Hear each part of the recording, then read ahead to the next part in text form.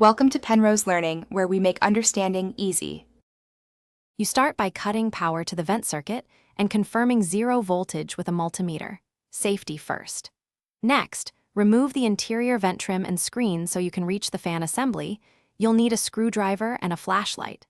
Once the cover is loose, support the lid and clear any debris to expose the mounting screws. Make sure to keep hardware in a small container so nothing falls into the roof cavity. This minimizes rework later.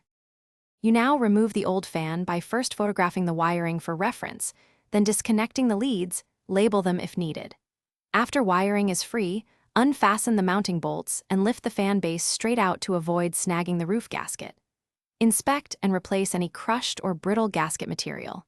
Place the new fan into position, hand start the bolts, and torque evenly in a cross pattern so the seal compresses uniformly and prevents leaks. Once the fan is mounted, you apply a continuous bead of RV-grade silicone or set the new gasket, press firmly and smooth the bead to avoid gaps.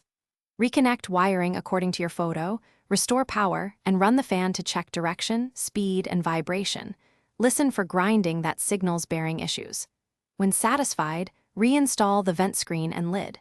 If you later find a leak, tighten bolts slightly and reseal the seam. That usually fixes most problems. Thanks for watching. If this was helpful, leave a like and consider subscribing. See you next time.